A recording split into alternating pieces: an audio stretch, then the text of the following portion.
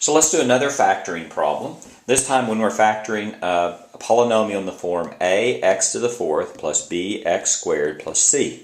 If you know this pattern here, you have an x4 power and an x² power and then a c.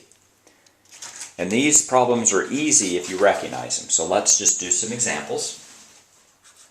Let's factor x4 plus 6x² minus 27. So the way you want to think about this is really x² squared plus 6x² minus 27.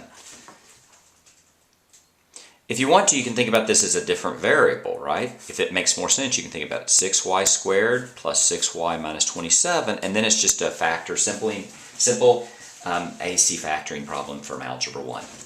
This is going to be y plus something, y plus something, y plus something, y minus something. You're going to find two numbers which multiply to 27 and add to 6.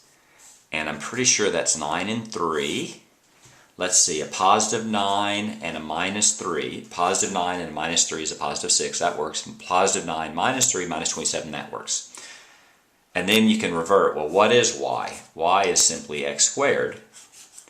So then that's x squared plus 9, x squared minus 3.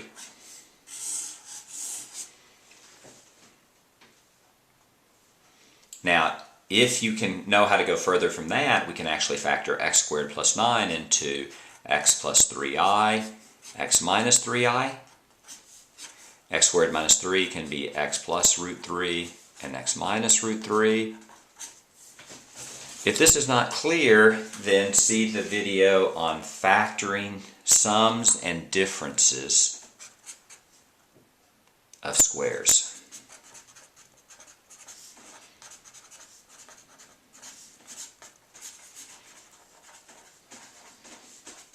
And that's just another video.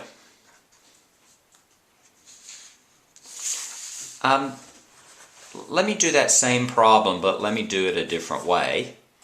x4 plus 6x² minus 27. And I think most students actually find this a much easier way to do this problem. So this is x4 and this is x2. So what you're going to do is you're simply going to pretend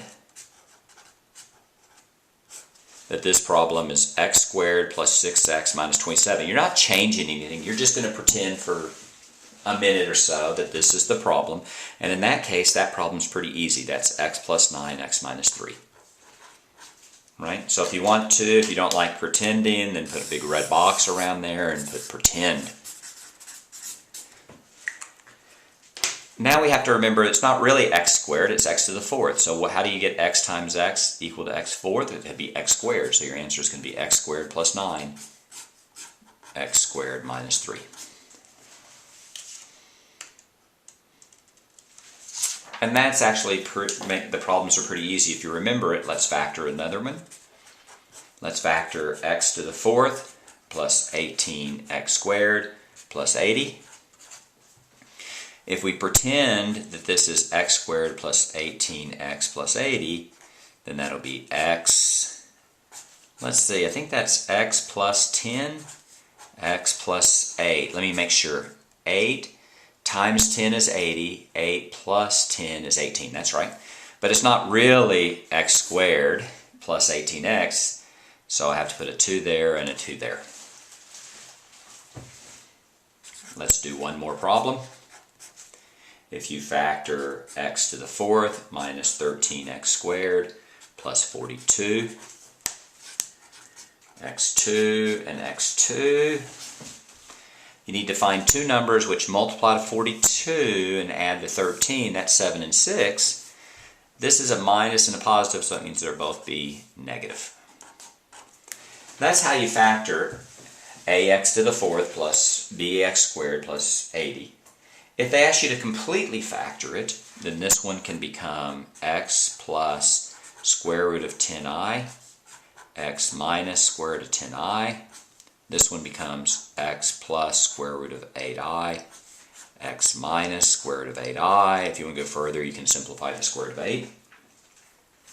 This one, x squared minus 6, is going to be x plus root 6, x minus root 6. This one is x plus root 7, x minus root 7. And those are our answers. That's how you factor ax to the fourth plus bx plus c.